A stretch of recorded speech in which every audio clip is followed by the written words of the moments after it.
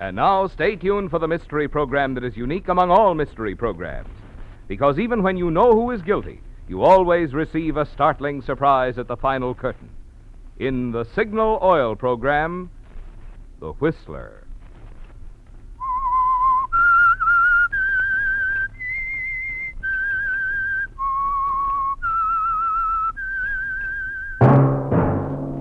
Signal, the famous Go Farther gasoline, invites you to sit back and enjoy another strange story by The Whistler.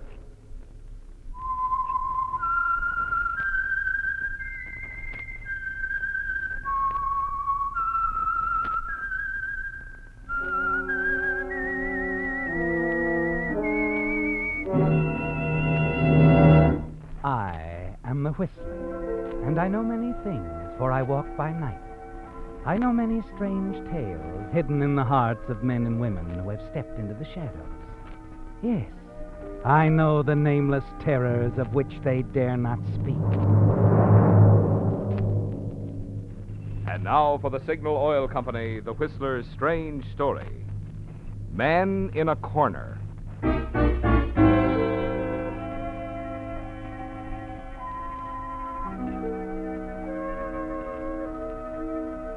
It began with little things, didn't it, Vance? Yes, little bits of conversation that were cut short, abruptly changed whenever you appeared. Telephone calls that made you think of the old joke, if a man answers, hang up. Only it isn't any joke, is it, Vance? Not when you find yourself in a corner, wondering about your beautiful wife, Lydia, and your business partner, Frank Paris. The big trouble is they've been so clever about it. You're forced to wonder whether there really is anything between them or whether it's all a mistake, a product of your own overactive imagination. Because outwardly, they've given you no sure sign, no conclusive evidence. And at an informal get-together at your home in Malibu, Frank's actions are as natural and casual as a friend and business partner should be, while Lydia conducts herself with a calm and reserve that leave you completely confused. Your friends also enjoy her company. Look upon her as the perfect wife, and upon you as... Luckiest man in the world, that's what you are, Vance. I guess I am pretty lucky at that. I've been telling him that for years, ever since we've been in business together. I envy you, Vance. Well, I like that. Lydia may be my dearest friend, but I don't exactly crack a whip over you, Jim Benton. Not exactly, Ruth, but... Oh, now, Benton, wait a minute. This is becoming embarrassing. For my money, you boys are both lucky. Now, you see why I picked Frank as a business partner? He's not only smart, he's a diplomat, too. Oh, not smart enough to find me a wife like Ruth or Lydia. You see what I mean? Diplomat. Please. This conversation's getting too serious. Besides, I'll admit I'm a lucky woman to have Vance. Now, you see, why don't I get answers like that? Because it's time to go home. And if I start treating you too perfectly, you'll want to stay for one for the road. Oh, well, sure. Get his coat, Van. Oh, but it's still early. Oh, seriously, Jim's got an important meeting in the morning. We wouldn't have come at all except that, well, who turns down Vance and Lydia Lawrence? Why, sure, most wonderful little couple in the world. Successful, beautiful. Put your coat on. Hmm? Oh, yeah. Pay no attention to me. Failure, ugly, Oh, bad Jim, disposition. you're a darling. Sure. Well, good night, you two, and thanks. Good night, Good night, Ruth. Ruth. Jim. Good night, Jim. I'm going to run, too. Good night, Lydia. Good night, Frank. See you at the office in the morning, Vance. Right, Frank. Good night. Nice couple, the Bentons. Top. Lydia, Yes? are we that perfect couple they spoke about? What do you ask? Oh, I don't know. Skip it, huh? I think so. I'm tired, dear. Do you mind if I... No. Go ahead. I think I'll go out for a breath of air. Good night. Good night.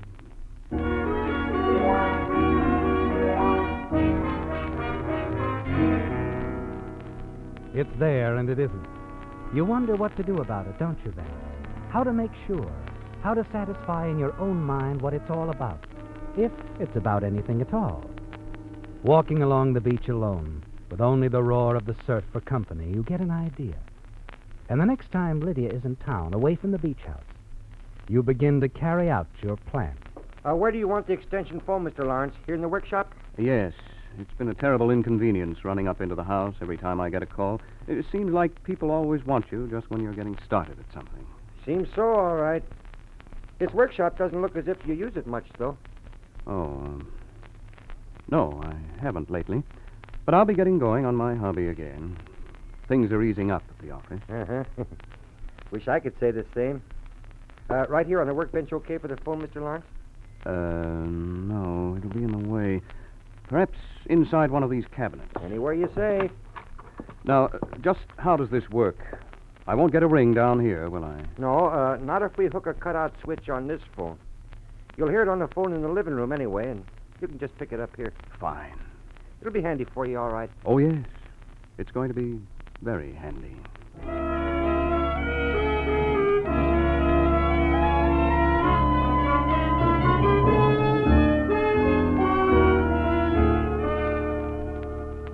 Going out again, Vance?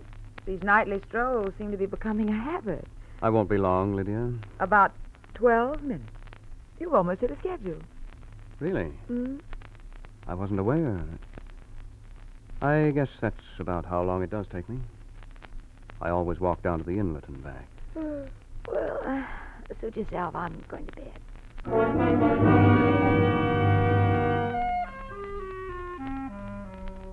Strange that she'd know exactly how long you take each night, isn't it, Vance? Because so far you haven't caught anything out of line. No calls from Frank since you had the extension put in. You're certain Lydia doesn't suspect that you've been in your workshop these past 4 nights instead of out walking. Yes, in the workshop, waiting, listening for her to get a call. 4 nights and no luck. Or maybe you're in luck, Vance. Perhaps you've been entirely wrong about Frank and Lydia. You stare at the phone, wonder if it will ever ring, if Frank will ever call. And then it hits you. Perhaps he won't have to call Lydia. Yes, Vance. Now that Lydia thinks you're safely out of the house, she might call him. Your hand jerks out compulsively to the phone. Then quietly you lift the receiver. And I just this minute remembered the party, darling. I'm terribly sorry. We wondered what happened to you. I'm sure I'm not flattered that you just forgot about Well, it. it's shameless, I know, Ruth. Actually, Vance seemed a little tired when he got home from the office this evening, and well, I guess my concern over him just about pushed everything else from my mind. Oh, he isn't ill, I hope. Virus or anything, Lydia? Oh, no, it isn't anything like that, I'm sure. In fact, right now he's taking his constitutional, walking along the beach. And you're not with him? I didn't think you two could stand to be separated, even that long. I permit him a few minutes to himself every once in a while. How's the party going? It sounds gay enough. It's taking on form. Oh, I am sorry you couldn't make it. I am too, really, and do please forgive me for not calling sooner. I don't quite understand it myself, but I want you to. Of course I do, Lydia. We'll make it another time, Soon, I hope, Ruth. My best to Vance. Thank you, dear. Well, good night. Good night.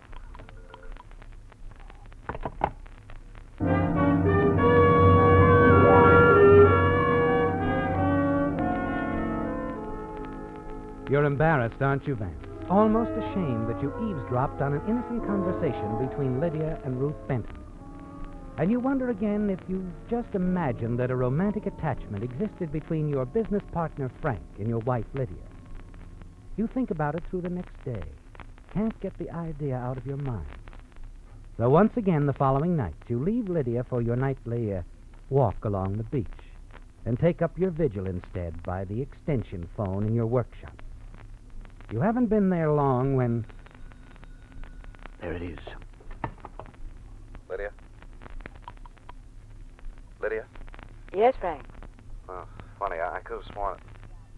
You alone? He's out walking on the beach. I told you it'd be safe. I'll just hang up if he comes back. What have you found out? I still haven't got anything we could use on him. I've gone over all our back records, tax statements, everything. No way you can find out about that deal in Miami. I know it was questionable. Yes, but unfortunately, he pulled that one before we became partners. If I could dig up something conclusive on that, you could tell him you're through, and I could tell him that his share of the business is mine, Or he'd go to jail. Chet? Frank, how long do we have to wait like this? Oh, Lydia, I'm as impatient as you are. I hate Vance every bit as much, but if we've nothing to nail... Well, maybe I could help. He pulled other crooked deals, too. Yeah, but all before I was in business with him. There's got to be proof, Lydia. We'll come out of this with nothing if we can't really threaten him. Nothing but each other. Yeah, I know, Lydia. I don't like this waiting. But You're right, Frank. We must be practical. We should have many years together. We both like money. But let's not wait too long. Well, just long enough to get what we want. What we need. Evidence that'll force Vance to give you your freedom, and me, well, sole ownership of the business. You're cruel, darling. What? But you know, from you, I like it. Good night, Lydia. I won't call like this anymore. It's too risky. I hope you won't have to very long, darling. So do I. Goodbye. Bye. You're right, both of you. It is going to be goodbye.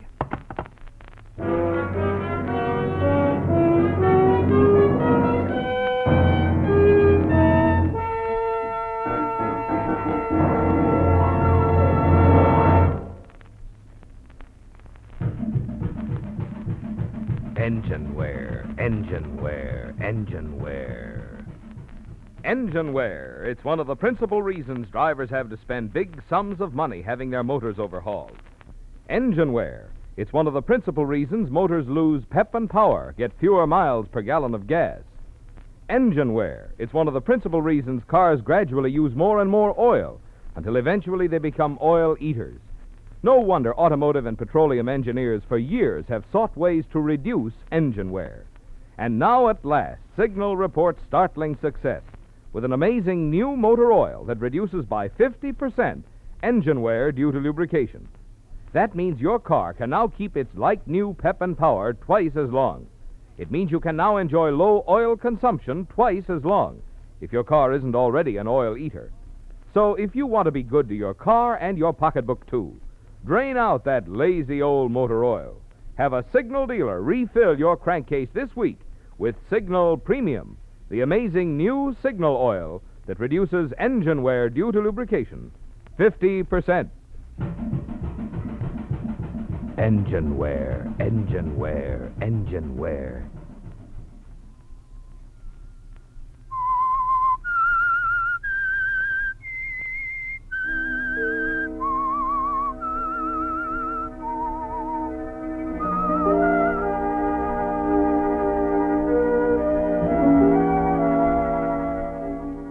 Well, Vance, you're in a terrible corner, aren't you? The phone extension you had installed has served its purpose.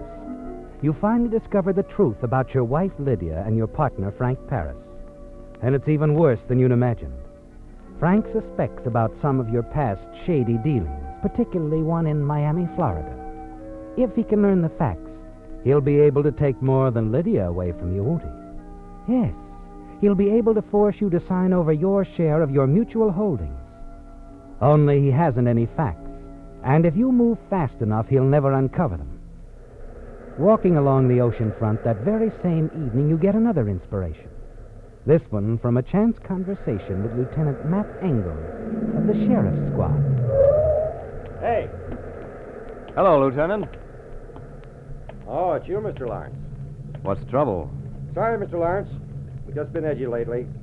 You know, since that killer's been reported seen in the beach area. Killer? Seen around here? Hmm. Oh, it seems like I did read something about it. You didn't think that I... No harm in checking. Say, how have you been? Fine. Fine, Lieutenant. Busy, you know, but... Lieutenant, you don't suppose there's anything to this report? Oh, could be. I didn't mean to worry you, though. I was thinking about my wife. Really, I shouldn't leave her alone in the house. Well, no, it isn't the best idea. And I've got to run up to San Francisco soon. I wouldn't want to think... Now, look, we patrol pretty carefully, you know. Oh, I know you do. But if anything happened to her... I'm sorry I even brought it up, Mr. Lawrence.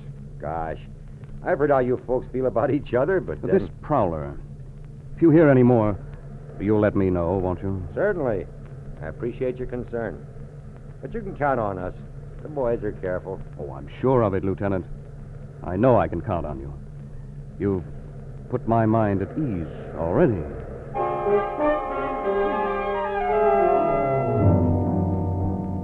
It's done, isn't it, Vance? You've made the lieutenant well aware of your concern about the danger which lurks close by. And now you're ready for the next step. The very next night, you arrange for your partner, Frank Paris, to stop by the house at Malibu for cocktails and small talk.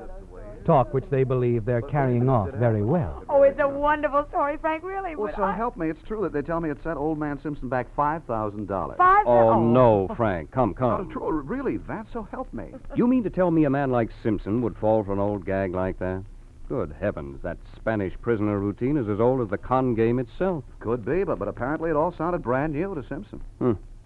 And I thought he was one of the smart men in town. Well, it just goes to show, Vance, sometimes the smarter they are, the easier they're fooled, huh?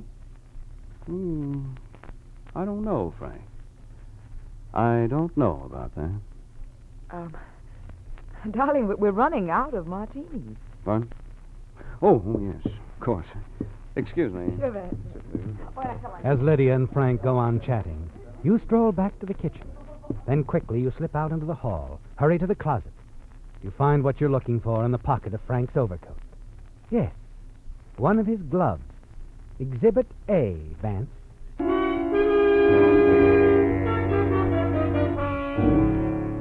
A few minutes later, you're back in the living room with more cocktails, sipping your drink. And then an idea occurs to you as Frank opens his cigarette case, offers it to Lydia. Oh, thank you, Frank. Yeah. Now, as I was saying, this cocky chap turns to the sailor and... May I? What? One of your cigarettes, Frank. I've heard so much about that special brand of yours. You smoking a cigarette, Vance? Just thought I'd like to try one, that's all. Well, of course. Here you are, old man. Thanks. Go on with your story, Frank. I didn't mean to interrupt. Oh, yeah. Well, anyway, this cockney chap wheels around and faces the sailor. Here, my lad, he says. Now, what I'm going to tell you... You light the cigarette, take a few puffs, and leave it in the ashtray. Exhibit B, Vance. The evidence against Frank Paris is building, isn't it? And there's more. Yes, the glass he holds in his hand. The cocktail glass with his fingerprints on it. You'll want that, too, won't you, Vance? After Frank leaves, you go to your workshop, open a cabinet, look at the evidence it contains.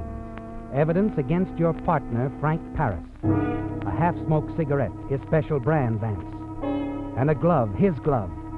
And a cocktail glass with his fingerprints on it. Yes, it's all the evidence you'll need, isn't it? You close the cabinet and lock it.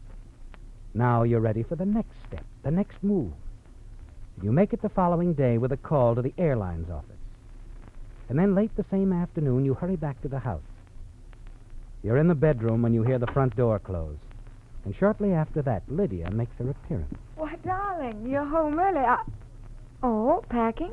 Yes, I've got to run up to San Francisco. Oh. Got a call a while ago on the Clark account. I think I can save it if I see Clark personally. Phone Frank and tell him, will you? Oh, sure. My plane leaves in 45 minutes. Drive me out? Good. How long will you be gone? Oh, several days. Going to miss me? Dreadfully. Oh, but I will, darling. Of course, Lydia. Of course.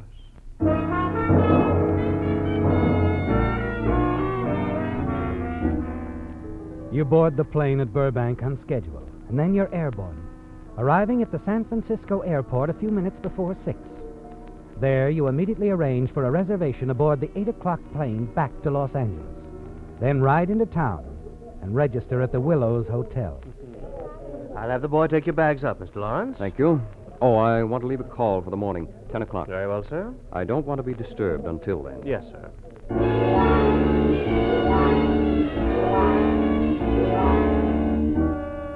You wait in your room a few minutes, then slip downstairs. Hurry across the lobby unseen by the desk clerk. Take a taxi back to the airport. You board the 8 o'clock plane, and you're on your way back to Los Angeles.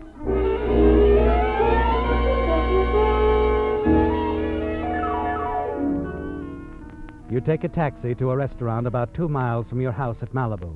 Pay the driver, and watch till he drives out of sight. Then you walk to your house. It's tedious, but it's safer, isn't it, Vance? As you approach the house, you see a light burning in the living room. Lydia is home, isn't she, Vance? As you knew she would be. You slip into the house through the workshop. I've tried to reach you since early evening, Frank. I wondered if you'd call. Well, I had business with a client in Pasadena today. Ended up by letting him buy my dinner tonight. But what's the idea of calling me all evening, Lydia? Isn't that a little risky? Not when Vance is in San Francisco, darling. San Francisco? When? Why? He left on the late afternoon plane. Well, it's funny he didn't talk it over with me. Are you sure? Well, of course I am, Frank. I drove him out to the airport myself. Saw him get aboard the plane, even stayed to wave him out of sight. Well, that's strange. This isn't quite the reaction I expected you to have, darling. Oh, what do you mean? Well, aren't you coming over? Oh, well, sure. Sure I am, of course. I'll be there in about half an hour. That's better. And do stop worrying. I told you Vance is in San Francisco. Okay, but it still seems funny he didn't talk it over with me. Well, apparently it came suddenly, a call from some client up there. I can't remember the name. He said you weren't at the office. Oh, that's right. I was in Pasadena most of the afternoon. Well, then he couldn't have talked with you. You've heard enough, haven't you, Vance? The time has come. You hurry quietly to the living room. Wait outside the door until Lydia's completed her call. All right. Then you step into the room. Vance, Surprised, Lydia? What are you doing here? I thought that you... It's all a trick, wasn't it? You've known all along. You've heard everything I said. Yes. I've known for some time, Lydia. All right. What are you going to do about it? I'm going to kill you, Lydia. Vance, don't be a fool. I have been a fool, Lydia. No! Vance, no!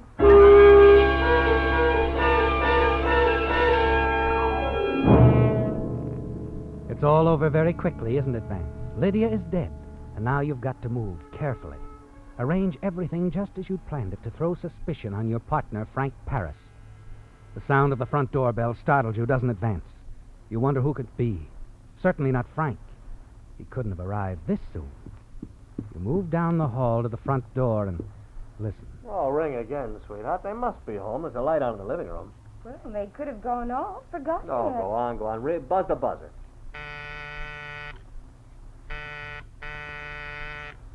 You recognize the voices, don't you, Vance? Yes, the Bentons, friends of Lydia's. They would have to pick this night to come calling. Maybe they went down to the grotto for dinner, huh? Vance usually likes to eat out on Fridays. I hadn't thought of that. Suppose we could go down there. Well, let's see. No, it's almost 10 o'clock. We should be back soon. Well, let's wait a while. Okay. But let's wait in the car, huh? It's cold out here. All right. Come on. You step to the side window and watch the Bentons get back into their car parked in the driveway. You stand in the darkened hallway and wait. 5 minutes. 10. And then finally...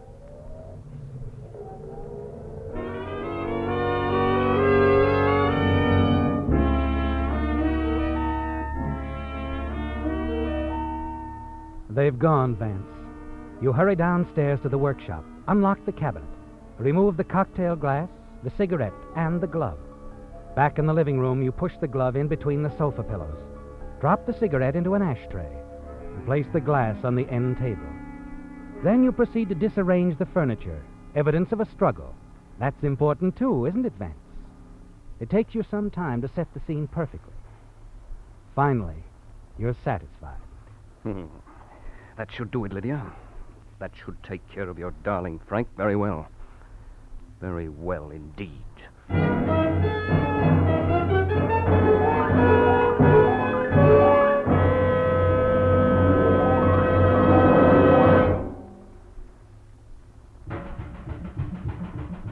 Engine wear, engine wear, engine wear. Is engine wear causing your expensive motor to wear out twice as fast as necessary? It is if you're still using lazy motor oils that merely lubricate. Here's what I mean. In amazing new Signal Premium Motor Oil, special properties are engineered into the oil through the marvels of modern chemistry. As a result, new Signal Premium not only reduces engine wear due to lubrication 50%, but also protects your motor in all these important extra ways. 1, keeps oil rings clean and free. 2, controls and reduces harmful engine deposits, such as carbon, gum, and varnish. 3, prevents sticking of hydraulic valve lifters. 4, stops acid corrosion and rust. Best of all, new Signal Premium Motor Oil gives you all this extra protection at no increase in price. Good reason to get your next oil change at a Signal service station. Change this week to the amazing new Signal oil that reduces engine wear due to lubrication 50%. Engine wear, engine wear, engine wear.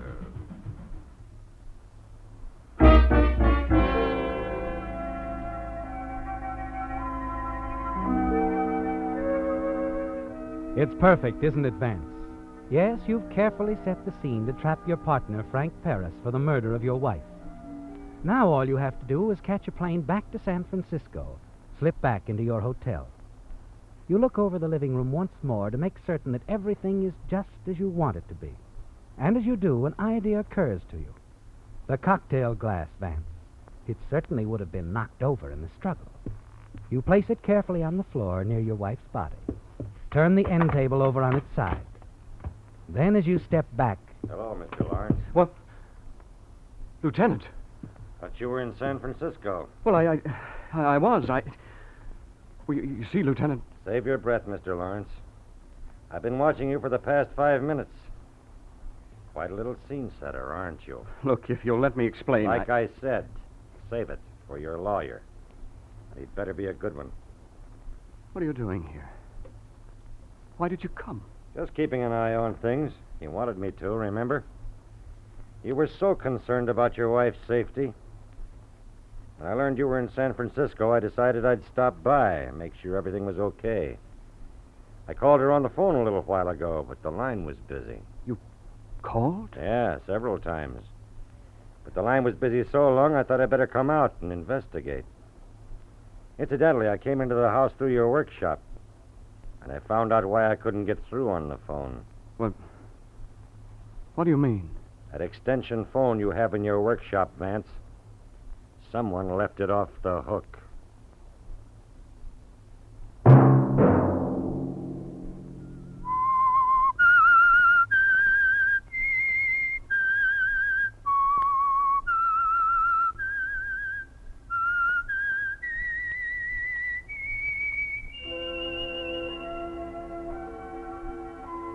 Let that whistle be your signal for the Signal Oil program, The Whistler, each Sunday night at this same time.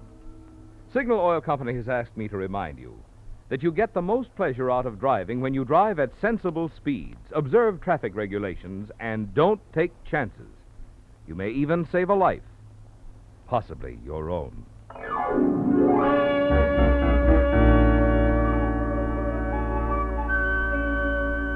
Featured in tonight's story were Bill Foreman, Les Tremaine, Betty Lou Gerson, Elizabeth Ruth, Hy Averback, Larry Dobkin, and Herbert Litton.